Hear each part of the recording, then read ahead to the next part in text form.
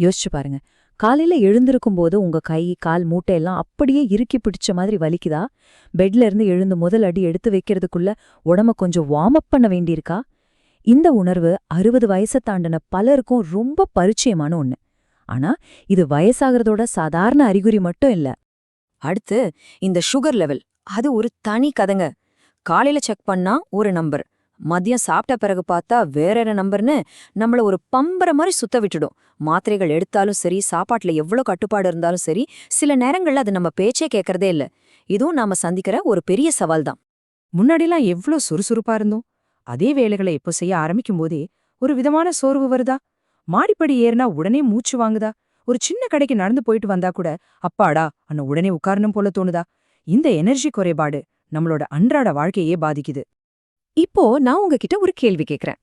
இந்த 3 பெரிய பிரச்சனைகளுக்கும், அதாவது மூட்டு வலி, கட்டுப்படாத சர்க்கரை, அப்புறம் இந்த தீராத சோர்வு, ஒரு ரொம்ப எளிமையான ஆனா சக்தி வாய்ந்த தீர்வு உங்க 5 பெட்டிக்குள்ளேயே இருக்குன்னு சொன்னா நீங்க நம்புவீங்களா?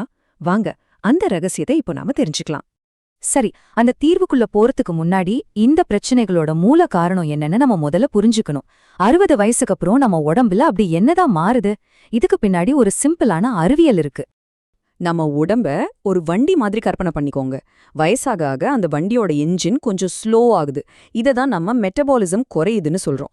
இதனால தான் சின்ன வேலை செஞ்சா கூட சோர்வு வருது. அதே மாதிரி எலும்புகளுக்கு பெட்ரோல் மாதிரி இருக்கிற கால்சியத்தை நம்ம உடம்பு சரியா உறிஞ்சிக்க மாட்டேங்குது. அதனால மூட்டு வலி வருது. கடைசியா இன்சுலின்கிற அந்த ஹார்மோன் சரியா வேலை செய்யாததால சர்க்கரை அளவு நம்ம கட்டுப்பாட்டை மீறி போகுது. பாத்தீங்களா, இந்த மாற்றங்கள் தான் எல்லா பிரச்சனைகளுக்கும் முக்கியமான காரணம்.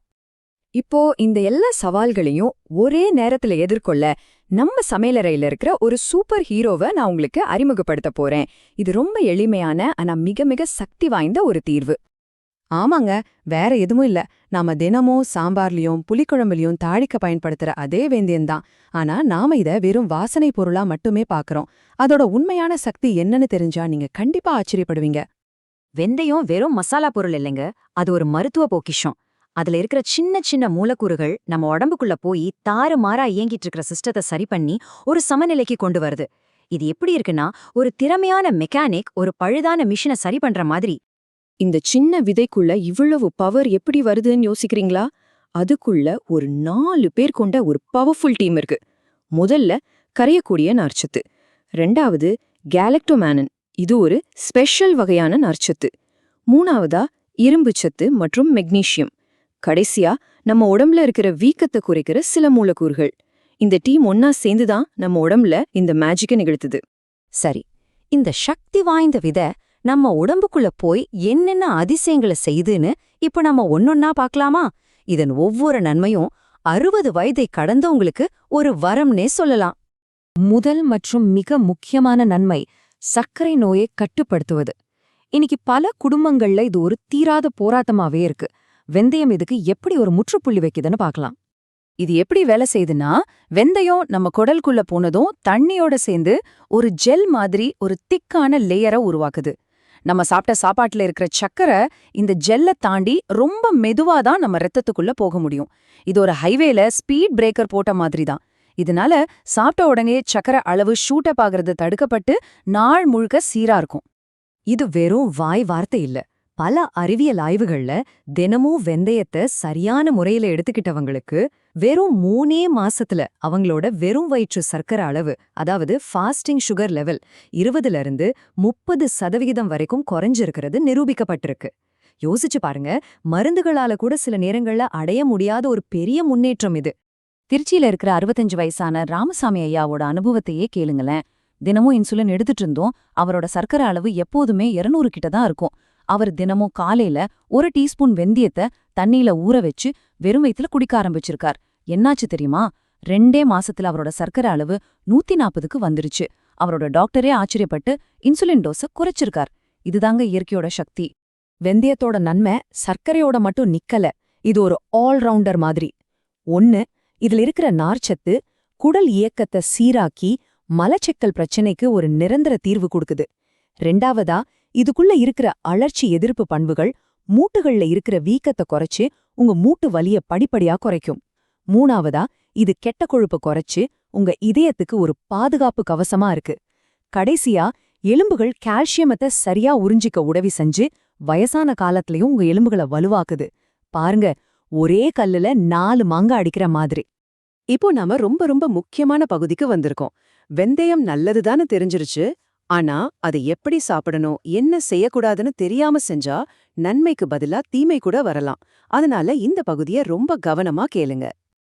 இத பயன்படுத்த 3 எளிய வழிகள் இருக்கு. முதல் வழி, இதுதான் இருக்கிறதுலயே ரொம்ப சக்தி வாய்ந்த முறை. 1 டீஸ்பூன் வெந்தயத்தை ராத்திரி 1 கிளாஸ் தண்ணில ஊற வச்சிடுங்க. காலையில எழுந்ததும் வெறும் வயித்துல அந்த தண்ணியோட சேர்த்து வெந்தயத்தையும் நல்லா மென்ன சாப்பிடலாம். 2வது வழி, வெந்தயத்தை பொடி பண்ணி வச்சுக்கிட்டு 1 டீஸ்பூன் பொடிய வெதுவெதுப்பான தண்ணில கலந்து குடிக்கலாம். 3வது, 1 டீஸ்பூன் வெந்தய பொடிய மோர்ல கலந்து குடிக்கிறது. இது உடம்புக்கு குளிர்ச்சியும் தரும். இப்போ ஒரு முக்கியமான விஷயத்துக்கு வரும். எந்த ஒரு சக்தி வாய்ந்த பொருளுக்கும் சில விதிகள் இருக்கும் இல்லையா? அந்த விதிகளை மீறினா நன்மைக்கு பதிலா தீமை வரலாம். வெந்தயத்துக்கும் சில விதிகள் இருக்கு. இத ரொம்ப கவனமா கேட்டுக்கோங்க. முதல்ல அளவு ரொம்ப ரொம்ப முக்கியம். ஒரு நாளைக்கு 1 டீஸ்பூனுக்கு மேல எடுக்காதீங்க. அதிகமா எடுத்தா சிலருக்கு நெஞ்செரிச்சல் அல்லது அசிடிட்டி வரலாம். 2வது, நீங்க சக்கரை நோய்க்கு மாத்திரை எடுத்துட்டு இருந்தா வெந்தயம் சேர்க்க ஆரம்பிச்ச பிறகு உங்க சக்கரை அளவை அடிக்கடி செக் பண்ணுங்க. ஏன்னா வெந்தயம் சர்க்கரையை ரொம்ப குறைக்க வாய்ப்பு இருக்கு. சுகர் லெவல் தேவைக்கு அதிகமா குறைஞ்சா மயக்கம் வரலாம். அதனால ரொம்ப ஜாகிரதையா இருக்கணும். 3வது, கர்ப்பிணி பெண்கள் இதை கட்டாயமா தவிர்க்கணும். கோல்டன் ரூல் என்னன்னா, எப்பவுமே ஒரு நாளைக்கு 1 டீஸ்பூன்ல இருந்து ஆரம்பிங்க. அது போதும். இங்கே ஒரு முக்கியமான மனநிலைய நாம புரிஞ்சுக்கணும். வெந்தயம் சாப்பிட ஆரம்பிச்சதால உடனே நீங்க எடுத்துட்டு இருக்கிற எல்லா மருந்துகளையும் தூக்கி போற்ற முடியாது. அது ரொம்ப பெரிய தவறு.